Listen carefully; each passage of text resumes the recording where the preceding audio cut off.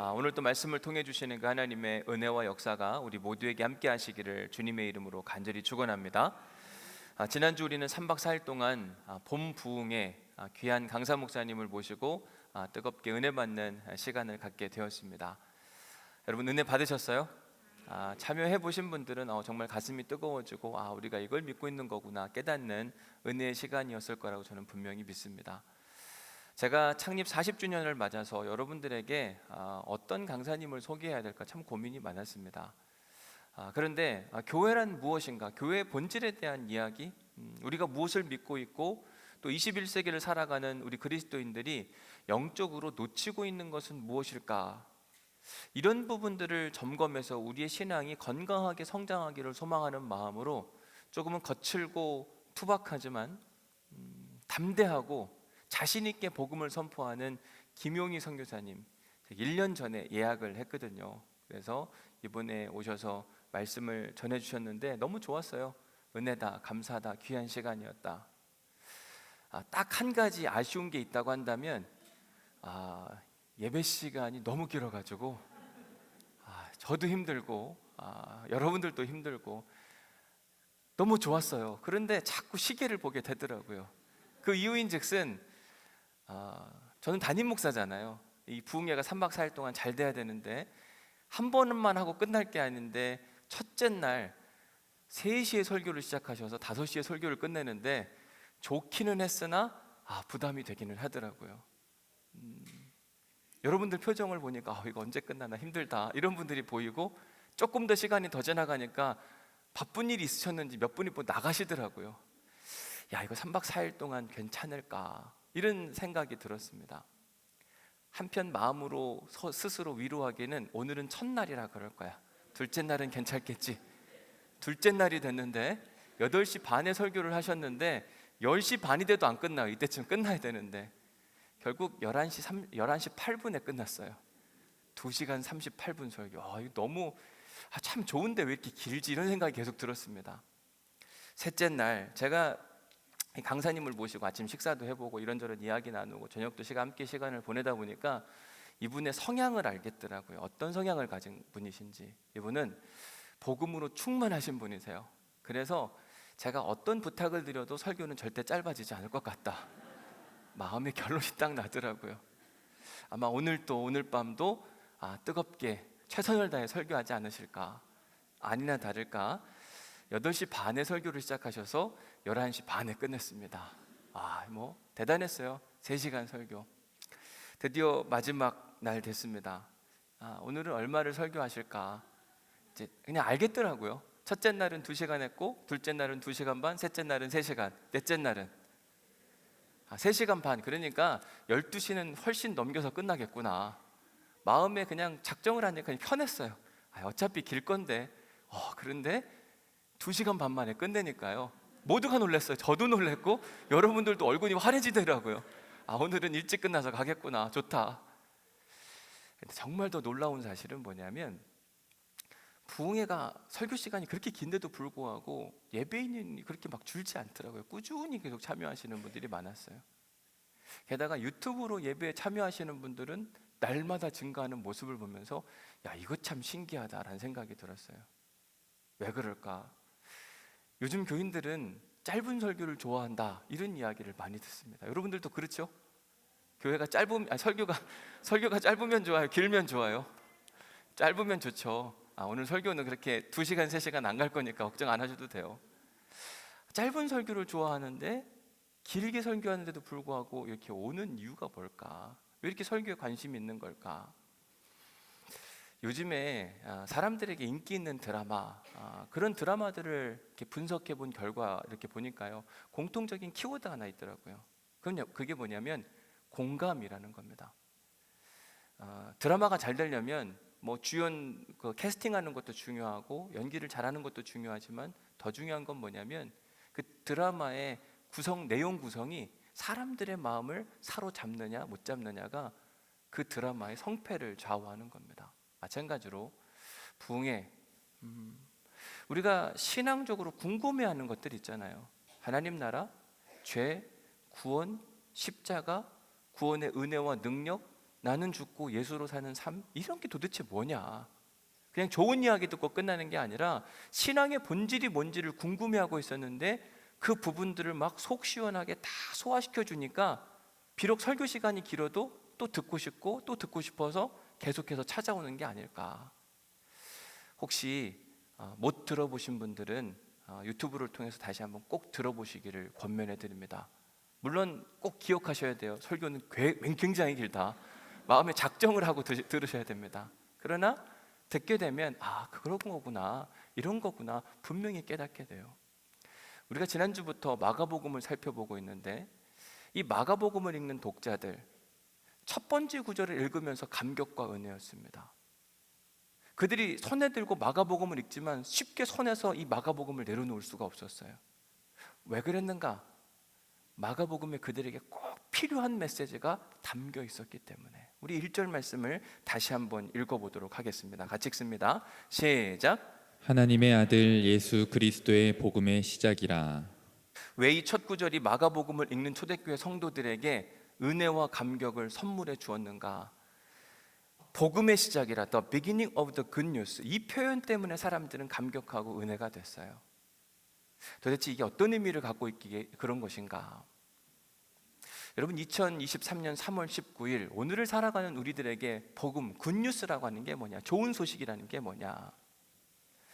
2020년 코로나가 한참 유행하고 있을 때 우리에게 가장 복된 소식, 좋은 소식은 뭐였냐면 코로나 백신이 나왔다, 이제 곧 종식될 수도 있겠다라고 하는 소식을 들었을 때 사람들은 모두가 다 기뻐했습니다. 굿뉴스, 이것처럼 좋은 소식이 없다. 여러분, 대학 입시를 앞둔 수험생에게 가장 좋은 굿뉴스는 뭘까요? 합격이라는 글자예요.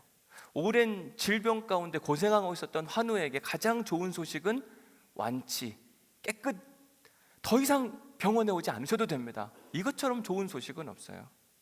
그러면 오늘 본문 1절에서 하나님의 아들 예수 그리스도의 복음, 좋은 소식의 시작이라 이렇게 이야기했는데 마가복음을 읽는 사람들에게 굿뉴스, 좋은 소식이란 도대체 뭐냐? 마가복음을 읽는 사람들에게 좋은 소식이 뭔지를 알기 위해서는 마가복음을 읽는 사람들의 삶의 배경을 이해해야만 이게 저들에게 좋은 소식이구나, 이래서 저들은 이 첫 번째 구절을 읽고 감격을 했으며 이 마가복음을 쉽게 내려놓을 수 없었구나 라고 하는 결론이 날 수 있는 겁니다. 우선 마가복음은 누가 썼느냐? 마가복음은 AD 70년경 로마에 살던 초대교회 성도들의 구원을 위해 베드로의 통역 역할을 하던 마가 요한이라고 하는 사람이 예수님의 전기, 일생을 기록한 책을 우리는 마가복음이라고 이렇게 이야기합니다. 여러분, 베드로전서 5장 13절 말씀을 읽어보겠습니다. 시작. 택하심을 함께 받은 바벨론에 있는 교회가 너희에게 문안하고 내 아들 마가도 그리하느니라. 자, 베드로가 마가를 향해 뭐라고 이야기했어요? 내 아들, 가깝게 지내는 친한, 그래서 모든 것을 다 전수해주는. 마가는요, 사도 베드로로부터, 예수님 곁에 가장 가까이 있었던 베드로로부터 예수님이 누구이신지를 자세히 듣게 되었고 그분의 이야기를 베드로를 통해 기록하게 한 바로 그 사람이 마가 요한입니다. 사도행전에 보면 이 마가 요한이 누구인지를 소개하는데 특별히 그의 어머니의 이름을 마리아라고 이야기합니다. 그래서 사도행전에 이 마리아의 집에 초대교회 성도들이 자주 모이곤 했어요. 모여서 뭐 했냐? 뜨겁게 기도하는 시간을 가졌습니다. 놀랍게도 이 마가 요한의 집에 사람들이 모여서 함께 기도하는 중에 성령의 강력한 역사가 수시로 막 일어나는 겁니다. 그것을 마가 요한은 어깨너머로 지켜봤어요. 기도하는 성령이 불같이 임하고 사람들은 신비한 경험을 하게 됩니다. 그러면서 마가 요한도 덩달아서 막 가슴이 뜨거워졌어요. 성령의 역사를 체험하고 나니까 너무너무 좋은 거죠. 그러던 어느 날 그의 친인척이었던 바나바가 마가에게 이런 제안을 합니다. 야, 우리 선교여행 떠나지 않을래? 나 바울 삼촌하고 선교여행 계획하고 있는데 너도 함께 가면 좋겠다. 마가 요한이 그 이야기를 듣고 이미 성령으로 가슴이 뜨거워졌어요. 뭐라도 막 하고 싶은데 잘 됐다, 삼촌 나도 갈게요.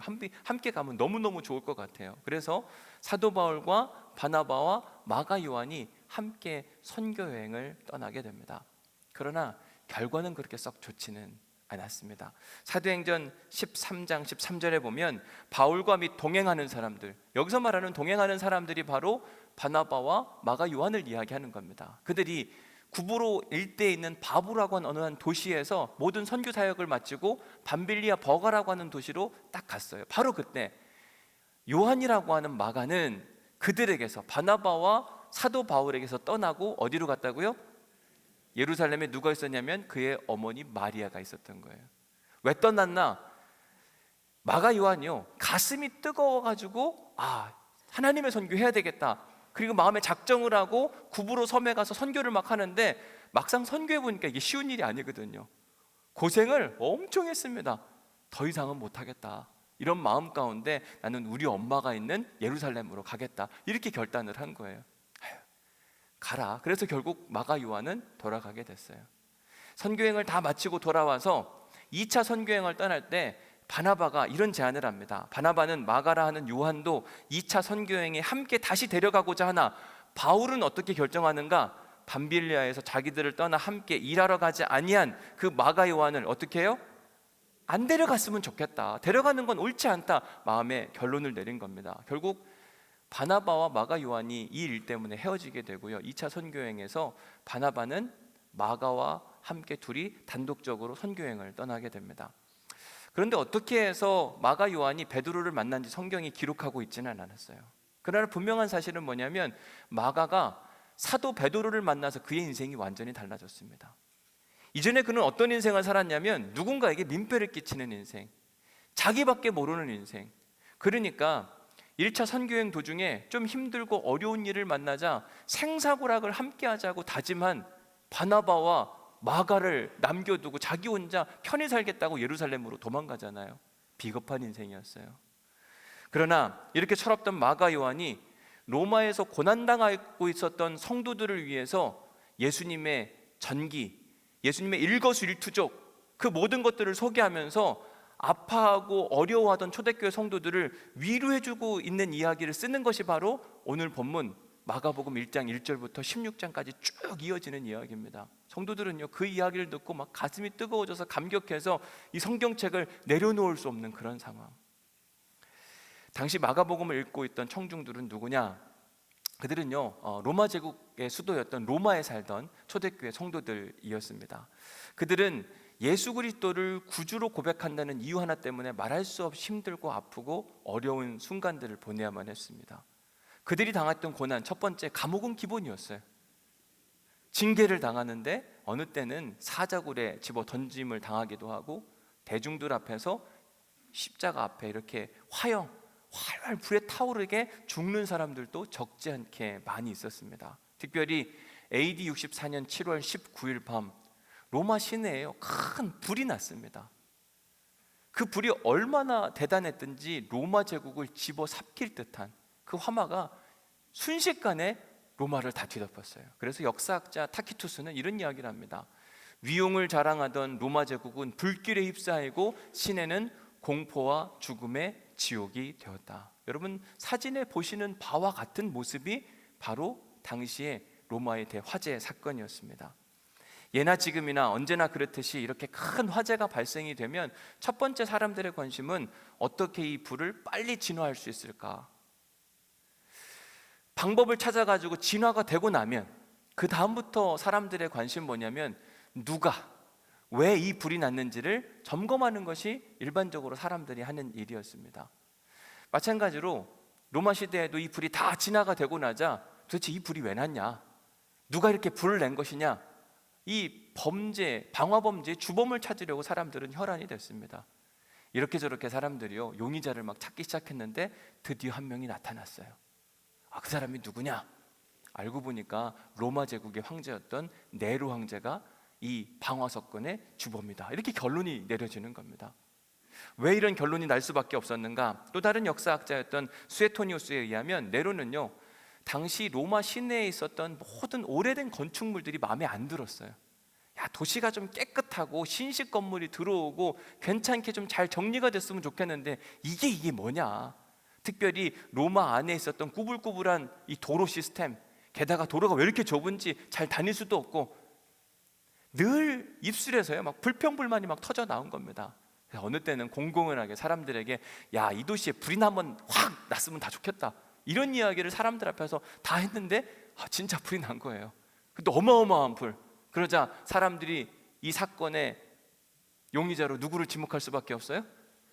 이 네로일 가능성이 많다. 게다가 소문이 돌기를 무슨 소문이 들었냐면 대화재가 일어났을 때 이 네로라고 하는 사람이 다 높은 곳에 올라가서 로마 시내가 불타는 것을 보고 춤을 추고 웃었다, 노래를 불렀다, 이런 소문까지 막 돌기 시작하자 네로는 거의 100%이 범인으로 확 지목되는 모습을 보게 됩니다. 물론 이 모든 주장들은요 추측이었을 뿐 사실은 아니었다고 이야기를 합니다. 그러나 평상시 그의 말과 행동에 있어서 이런 이야기를 늘 꺼냈기 때문에 자기 스스로 자기 무덤을 판 겁니다. 네로가 확실히 이 범인이 맞다. 그러자 로마의 시민들, 자기의 삶의 터전을 잃었잖아요. 목숨을 잃은 사람들이 한두 사람이 아닌 겁니다. 그러자 시민들이 막 공분을 샀어요. 다 일어서서 저자를 죽여야 된다, 끌어내려야 된다. 네로는 매우 이 심각한 상황을 뭔가 반전시켜야 될 특별한 사건이 있어야 됐고, 이 사건의 주범을 누군가에게 시선을 확 돌려야만 하겠다. 누구한테 돌리면 참 좋을까? 이거 자칫 잘못하면 내가 탄핵될 수도 있겠다. 이런 위기감 가운데 그가 선택한 방법은 초대교회 성도들에게 이 모든 사건을 덤탱이 씌우면 참 좋겠다, 이런 결론을 내렸어요. 당시 로마에 살던 초대교회 성도들은 자신들의 구주, 자신들의 군왕이 누구냐라고 이야기했을 때 로마 황제가 아니라 하늘의 하나님, 그분의 아들 예수 그리스도를 자신의 주인으로 고백하는 성도들, 로마 권력자들이 좋아할 리가 없었습니다. 게다가 초대교회 성도들은 반제국주의적 성향을 가지고 있다고 해서 로마의 시민들조차 초대교회 성도들을 그렇게 좋아하지 않았습니다. 네로는 이런 현실적 상황을 누구보다 잘 알고 있었기 때문에 그래, 요걸 교묘하게 이용하면 내가 이 어려운 상황을 극복할 수 있지 않을까라고 하는 마음 가운데 모든 자기에게 집중된 부정적인 시선을 싹 돌려서 기독교인들, 초대교회 성도들에게 저들이 주범이다, 저들을 잡아야 된다. 신기하게 로마의 시민들이 마음이 금세 바뀌는 겁니다. 아, 그래, 그럴 수도 있지. 저 사람들은 우리 로마 제국을 싫어하니까 이 로마 제국이 없어지길 바라는 마음으로 불을 질렀을지도 몰라. 저 나쁜 놈들, 저들을 잡아 죽여야 되겠다. 그래서요, 그때부터 엄청난 기독교인들을 향한 박해, 이전에도 있었지만 더 심한 박해가 막 일어나게 됐습니다. 그래서 그 순간을 역사학자 타키투스가 이렇게 이야기해요. 자신이 그리스도인이라고 고백하는 자들이 먼저 잡혔다. 그 다음 그들의 밀고에 따라 많은 그리스도인들이 잡혀 방화자가 아닌, 단순히 불을 지른 자가 아니라 온 인류를 멸망하게 만드는 인류 증오죄로 유죄 판결을 받았다. 그래서 여러분 사진에 보시는 오른쪽에 긴 막대기를 세워놓고 사람들이 올라가 있고 막 불을 피우려고 하잖아요. 화형을 시키려고 하는 것. 저 가운데 빨갛게 동그라미 쳐져 있는 것, 이렇게 의자에 누워있는 사람은 누굴까요? 네로 황제가 막 보면 즐거워하는 겁니다. 다 끝났다, 이거 다 기독교인들한테 갔으니까 나는 무죄다, 너무 즐거워하는 모습을 묘사하고 있는 겁니다. 자, 이렇게 마가복음을 읽고 있는 사람들의 상태가 뭐였냐면 로마 제국에 살면서 억울하게 끔찍한 형벌을 받고 있는, 그 형벌을 기다리고 혹여나 잡혀갈까 두려움과 염려 가운데 살고 있었던 사람들이 마가복음을 읽는 독자들이에요. 자, 이런 사람들에게 굿뉴스, 좋은 소식이란 무엇일까? 다른 무엇이 아니라요, 이들이 지금 고난받고 있는 이유는 딱 한 가지예요. 믿음. 창조주 하나님, 그분의 아들 예수 그리스도, 그분의 십자가와 부활의 사건이 우리의 구원을 이루게 하셨다. 우리는 오직 그 하나님 한 분만 믿는다라고 하는 그 고백 때문에 이들은 이런 어려운 엄청난 고난을 받고 있는 겁니다. 이들에게 굿뉴스는 다른 무엇이 아니라 너희들의 믿음이 틀리지 않았다, 잘하고 있는 거다, 응원해주는 메시지, 마치 이런 겁니다. 우리가 지난주에 사무엘상 큐티 말씀을 함께 쭉 보다 보니까요, 다윗이라고 하는 사람이 사울 왕으로부터 쫓겨다니는 이야기가 등장을 하게 됩니다. 사무엘상 23장 15절 말씀입니다. 함께 읽어봅니다. 시작. 자기의 생명을 빼앗으려고 나온 것을 보았으므로 그가 십광야 수풀에 있었더니. 자, 다윗이 사울 왕이 자기를 계속 뒤쫓는 겁니다. 죽이려고 혈안이 되어 있어요. 쫓기고 계속 쫓깁니다. 게다가 그일라라고 하는 주민으로부터 배신도 당했어요. 그래서 십광야에 머물 때 그의 마음은 완전히 상처투성이었어요. 내가 지금 뭐 하고 있는 건가? 하나님은 왜 나에게 이런 고난과 역경을 주시는 건가? 나에게 미래는 있는가? 전혀 없다고 생각을 했습니다. 그런데 그때 사울의 아들이었던 요나단이 등장을 해서 다윗을 위로하는데, 그에게 이르기를 두려워하지 말라. 내 아버지 사울의 손이 내게 미치지 못할 것이요 너는 이스라엘의 왕이 되고 나는 내 다음이 될 것을 내 아버지 사울도 안다. 이 말인즉슨 넌 잘못한 게 하나도 없다. 하나님이 너를 이스라엘의 왕으로 세울 것이고 나는 두 번째이고 이 모든 일이 일어날 것을 우리 아버지인 사울도 다 아니까 넌 염려하거나 걱정하지 않아도 된다. 여러분, 마음에 상처와 아픔과 어려움이 많았던 다윗은 요나단이 찾아와서 이 위로의 말 한마디를 건넸을 때 다시 새 힘이 일어나게 되었고 용기가 나서 그 다음 행보를 갈 수 있었던 겁니다. 오늘 본문의 이야기도 마찬가지입니다. 로마에 살던 초대교회 성도들, 예수 그리스도를 구주로 고백했다는 그 이유 때문에 모진 역경과 고난을 다 감수해야만 했습니다. 그때 마음에 의심이 나기를, 야, 우리의 신앙이 맞는 걸까?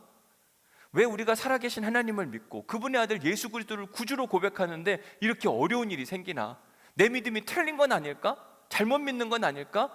바로 그때 마가 요한이 복음서 첫 번째 시작에 뭐라고 이야기하냐면, 하나님의 아들, 그분은 예수 그리스도이고 복음은 시작되었다. 이게 위로가 되는 거예요.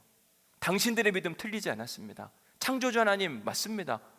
그분은 당신의 아들 예수 그리스도에게 기름을 부어서 이 땅에 메시아로 보냈고, 그 메시아께서 십자가에 죽으시고 부활하심으로 말미암아 우리에게 구원의 완성을 선물해 주신 분이십니다. 그 구원자가 이제 복음의 역사를 시작할 것이기 때문에 지금 여러분들이 고난을 받고 있으나 이제 곧 그 고난의 시대는 끝나게 됩니다. 하나님의 구원이 임하게 될 것입니다. 조금만 인내하고 기다리십시오. 이야기를 들으니까요, 우리 믿음이 안 틀렸네. 그리고 하나님의 구원 역사가 시작된다고? 은혜다, 감사다. 우리 조금만 견디자. 완전한 절망 가운데 있던 그들에게 희망이 모락모락 피어오르는 겁니다. 너무 행복하고 좋은 거죠. 이처럼 마가 요한은요, 이 복음서를 통해서 무너져 있던 초대교회 성도들의 마음을 새롭게 해주는 은혜를 만들어주는 사람이었어요. 그런데 말씀을 준비하다 보니까, 마가 요한이 어떤 사람이었는데 이렇게 바뀌었지? 마가 요한은요, 원래 그런 인생을 사는 사람이 아니었어요. 이미 말씀드린 대로 마가는요, 자기밖에 모르는 인생. 그래서 1차 선교여행 도중에 조금 힘들고 어려운 일이 발생하자, 난 더 이상 못하겠습니다, 힘들어서 그냥 돌아가겠습니다, 난 우리 엄마가 있는, 마치 마마보이 인생을 사는 사람 같은, 이런 사람들의 특징은 주변 신경 못 씁니다. 자기밖에 몰라요. 혼자 살아남기에 막 급급한 그런 인생이었거든요. 그런데 어느 순간 지금 죽음의 위협 앞에 있는 초대교회 성도들을 위해서 마가복음을 쓰고 그들의 무너진 마음을 일으켜 세워주려고 애를 쓰는 새로운 인생이 되었어요.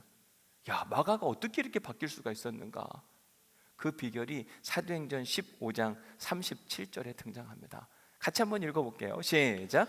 바나바는 마가라 하는 요한도 데리고 가고자 하나. 사도 바울의 동역자였던 바나바는요, 그의 조카였던 마가 요한이 1차 선교여행 도중에 중도 하차했던 게 계속 마음에 걸리는 겁니다. 우리 조카 계속 이렇게 있다간 큰일 날 텐데, 사람이 한번 실패하면 다시 일어서는 게 어렵잖아요. 소심해가지고 이대로 무너져 있으면 어떻게 하나, 이러면 안 될 것 같은데 저 마가 요한에게 새로운 기회를 한번 더 주면 어떨까? 이게 애끓는 삼촌의 심정이었어요. 그래서 바나바가 마가를 찾아가서 설득을 하는 겁니다. 마가야, 너 마음 힘들었지? 그래, 내가 그 마음 뭔지 알아. 그런데 사람이 살다 보면 이런 일도 있고 저런 일도 있고 괜찮아, 다 그럴 수 있는 거야. 그런데 내가 1차 선교행을 마치고 와서 보니까 하나님 진짜 살아계시더라. 우리가 얼마나 힘들었는지, 나도 그때 힘들었어. 그런데 그걸 인내하고 한 걸음 한 걸음 걸어갔더니 여기도 하나님이 살아계셨고 여기도 하나님이 살아계셨고, 하나님의 살아계신 역사는 더 분명해지더라. 그 하나님께서 너를 지금 그 하나님의 선교 역사에 동참시키고 싶어 하셔. 그만 미안해하고 우리 다시 시작해보자. 한 번 더 우리 선교 현장으로 가보는 게 어떻겠냐. 사실 그때 마가의 마음은 여전히 두려움이 강했습니다. 또 실패하면 어떡하지? 다시는 안 그러고 싶은데 내가 과연 잘할 수 있을까? 삼촌, 나 마음이 어려운데 괜찮을까요?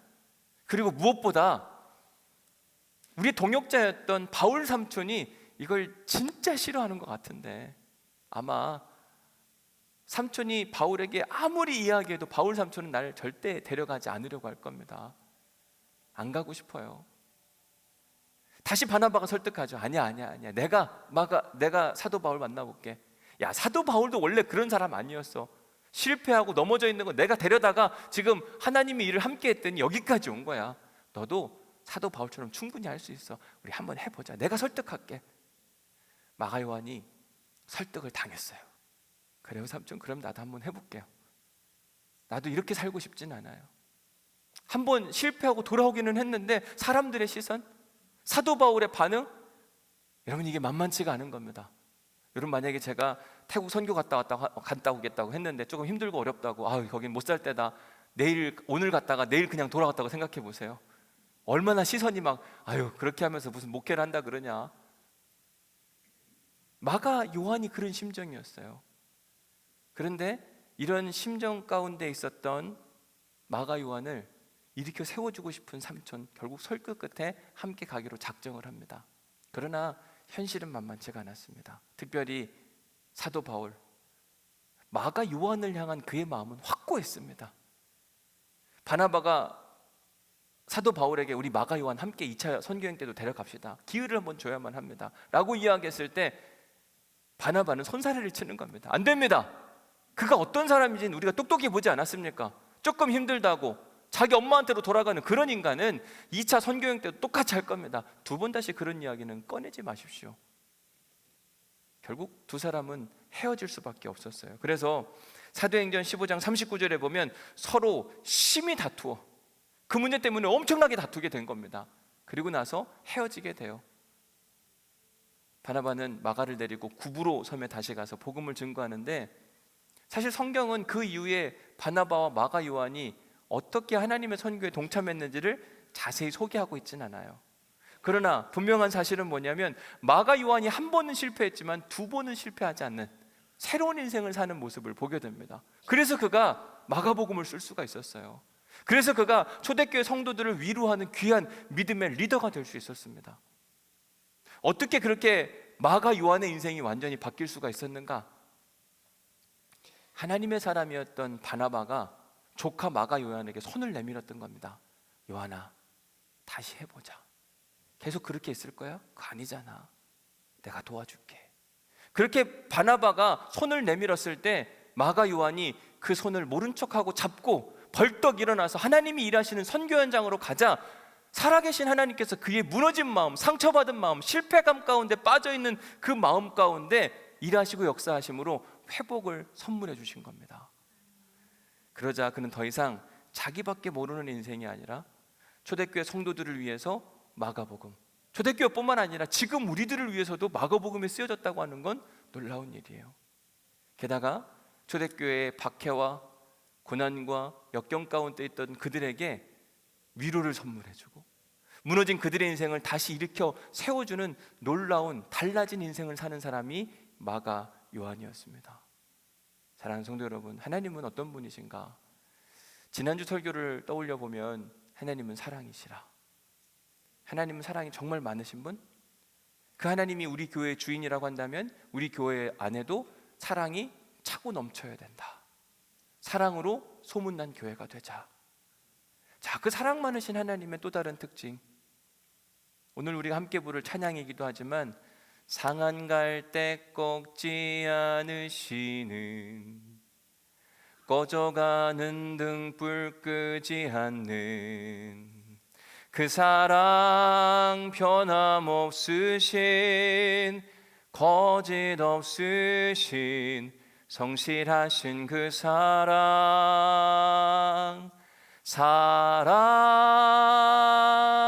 그 사랑. 여러분, 하나님의 사랑이 이런 거예요. 상한 갈대를 꺾지 않으시고 꺼져가는 등불을 끄지 않으시는 분. 우리는 저거 별 볼 일 없어서 꺼버리고 싶고 꺾어버리고 싶지만 하나님은 그렇게 하지 않으시고 다시 일으켜 세우시는 분. 오늘 설교 제목을 보면 뭐라고 되어 있어요? 꺾이지 않는 마음. 여러분, 우리가 살아가면서 제일 중요한 게 마음이잖아요. 마음이 무너질 수 있습니다. 실패, 그것도 뭐 사람이 다 겪을 수 있고, 현실적 상황에서 도저히 회복 불가능한 상태, 다 그럴 수 있어요. 그러나 오늘 말씀은 복음의 시작이라, the beginning of good news, 좋은 소식의 시작이라. 너희들은 지금 이런 상황 가운데 있지만 아니 결코 이 상태로 끝나지 않고 복음, 굿뉴스가 찾아올 텐데 하나님이 너희를 도우시리라. 이 메시지를 듣고 마가복음 읽는 독자들은 마음에 기대와 꿈과 희망이 막 일어나기 시작을 했어요. 그럼 하나님은 어떤 분이시냐면 우리에게 희망을 선물해 주시는 분이십니다. 우리에게 그 희망이신 예수 그리스도가 주인 되시는 역사가 있기를 주님의 이름으로 간절히 축복합니다. 사실 저는 오늘 본문 말씀을 2절 3절을 설교하고 싶었어요. 그래서 일주일 내내 묵상하고 설교의 큰 아웃라인을 잡고 이제 설교를 막 정리해 가고 있는데 설교가 계속해서 2절 3절로 안 가고 1절로 다시 돌아가요. 마가 요한에게 막 집중하게 하신 하나님의 모습, 이게 엄청 힘들더라고요. 내가 지금 설교하고 싶은 거 연구하고 묵상한 결과가 있는데 자꾸 하나님은 복음의 시작이라 마가 요한이 어떤 사람인지를 계속 비춰주시는데 왜 그러지? 왜 그러지? 어제 알게 됐어요. 어제 설교를 다 마무리하고 어제 인천에서 일가족이 사망했다는 이야기 여러분 뉴스에서 들어보셨을 거예요. 5명이. 왜 그랬는지 모르겠으나 아마 40대 가장이 나머지 가족들을 다 죽이고 자기가 비극적인 선택을 한 것이 아닐까. 얼마나 힘들었으면 그랬을까요? 아마 오늘 예배 중에도 마음이 무너져 계신 분들이 계실지도 모릅니다. 아프고 힘들고 견디기 어려운 상태까지 이미 마음이 꺾여서 아무것도 할 수 없을 것 같다. 근데 오늘 하나님께서 말씀하시기를 하나님은 상한 갈대를 꺾지 않으시고 꺼져가는 등불을 끄지 않으시고 그럴 수 있지, 그런 실패도 할 수 있고 그렇게 마음 아파할 수도 있고 마음이 바닥 밑바닥까지 내려갈 수 있으나 그거 틀린 거 아니야. 다시 하면 돼. 마가 요한을 봐봐라. 그도 실패한 인생이었고 그 실패한 인생을 바나바가 일으켜 세워줬더니 그의 인생이 달라져서 마가복음이라고 하는 이 귀한 역사의 책을 우리에게 선물해 주기도 하고 초대교회 성도들에게 복음의 시작이라 아픈 마음을, 무너진 마음을 일으켜 세워주고 회복시켜주는 믿음의 사람의 모습을 보지 않느냐? 너도 할 수 있다.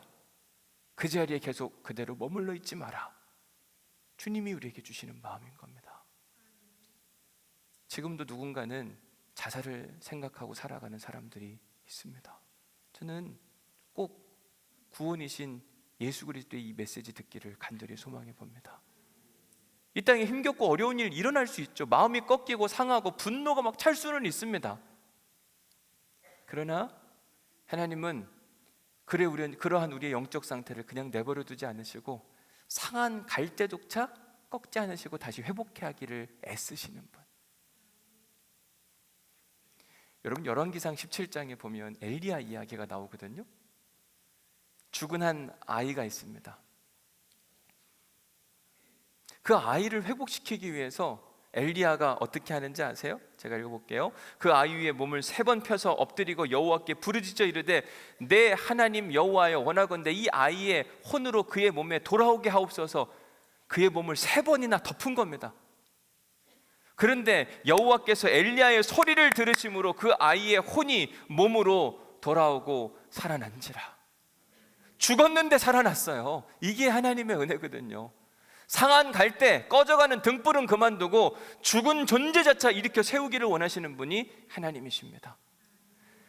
마가복음 5장 41절에 보면 그 아이의 손을 잡고, 이 아이도 마찬가지로 죽은 아이였습니다. 그런데 달리다곰 일어나라 하시니 그 소녀가 일어나는 은혜와 역사가 나타나는 겁니다. 사랑하는 성도 여러분, 우리가 실패할 수도 있고 마음이 무너질 수도 있고 좌절감 가운데 지나갈 수도 있습니다. 그러나 하나님은 우리를 일으켜 세워주시기를 원하십니다. 오늘 이 말씀을 붙들고 예수님의 손을 붙잡는 순간, 이 말씀의 손을 붙잡는 순간 복음의 시작이라 하나님이 우리를 일으켜 세우시는 구원의 역사는 반드시 일어나게 됩니다.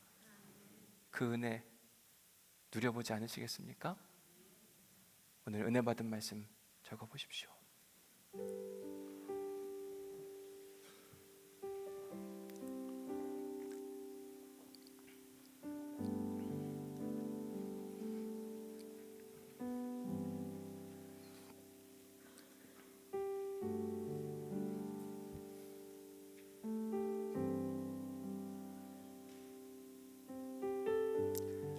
두 번째 묵상 질문입니다. 마가복음의 저자 마가 요한은 어떤 사람이었는가? 그는 과거에 어떤 사람이었다고요?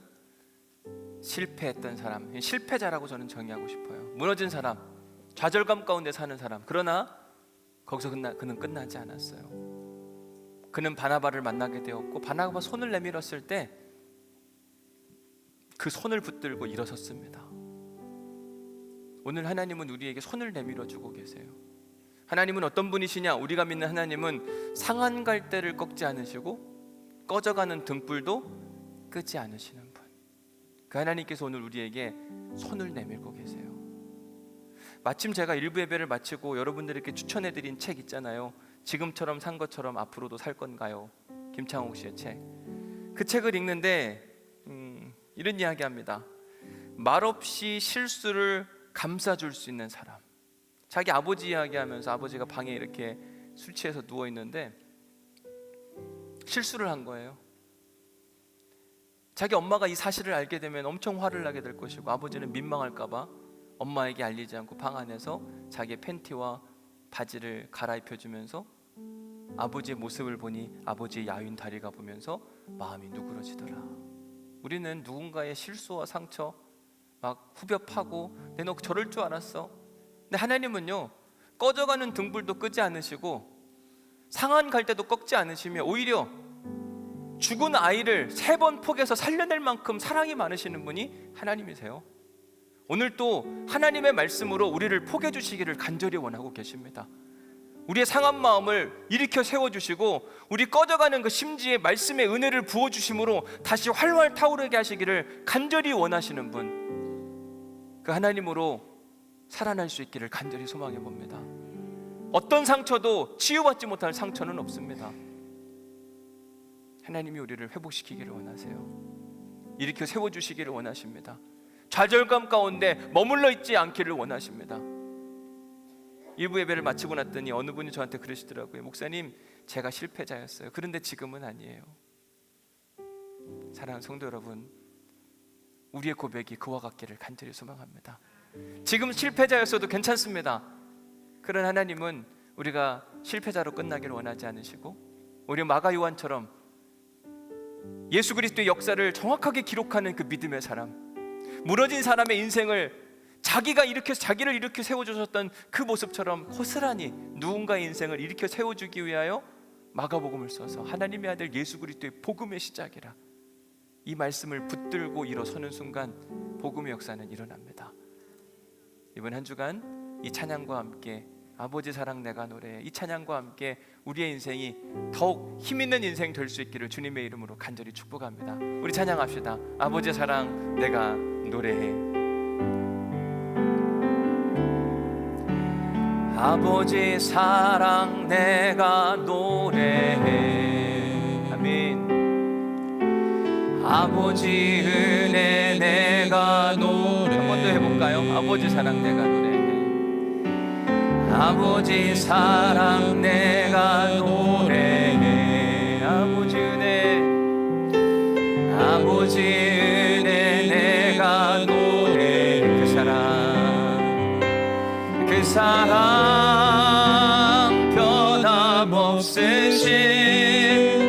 거짓 없으신 성실하신 그 사랑, 상한 갈대 꺾지 않으신 꺼져가는 등불, 꺼져가는 등불 그 하면 그렇습니다. 다시 한번 할까요? 상한 갈대 꺾지 않으신 하나님, 상한 갈대 꺾지 않으신 꺼져가는 등불 끄지. 다시 한번요. 상한 갈대 꺾지 않으시는, 상한 갈대 꺾지 않으신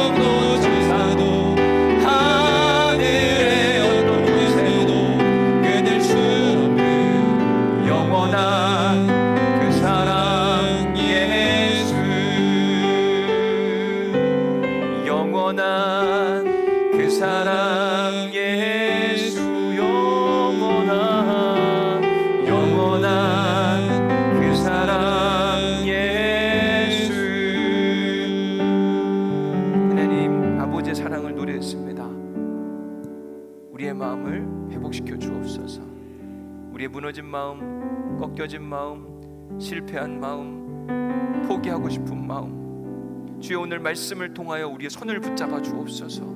우리가 그 손을 붙들고 일어서게 하여 주옵소서. 주님, 실패가 끝이 아닙니다. 좌절하지 않게 하시고 남 탓하지 않게 하시고 우리를 이렇게 세우시는 그 하나님의 은혜와 역사, 하나님 경험할 수 있도록 도우시고 축복하여 주옵소서. 분명 마가 요한은 실패한 뒤에 저 인생의 구석에 머물러서 혼자 신음하고 울고 있었을 텐데 우리 중에 그런 사람이 있습니다. 주여 찾아가서 위로하여 주옵소서. 괜찮다, I love you, 내가 너를 사랑한다, 그만 두려워하고 일어서자. 주여 그 말씀을 붙들고 이 찬양과 함께 한 주간을 살아가게 하옵소서. 새롭게 세워주시는 하나님의 역사를 통하여 우리의 마음이 일어나게 하시고 몸이 일어나게 하시고 삶이 일어나게 하시고 놀랍게 회복시키신 하나님을 통하여 하나님께 쓰임받는 믿음의 사람들이 될 수 있도록 도우시고 축복하여 주옵소서. 이제는 우리 주 예수 그리스도의 은혜와 아버지 하나님의 극진하신 사랑과 성령님의 감동, 감화, 역사, 교통, 위로하심이 오늘 말씀으로 우리의 마음을 포개고 또 포개서 엘리야가 일으켜 세웠던 그 어린 영혼, 예수님이 말씀하셨던 소녀야 일어나라, 주님 그 음성을 듣고 일어나기를 소망하는 우리 온누리교회 모든 성도들 가운데 그 하나님의 평안과 역사와 회복이 영원히 함께 하시기를 간절히 축원하옵나이다. 아멘. 주님 감사합니다. 말씀으로 붙들어 주시니 감사합니다.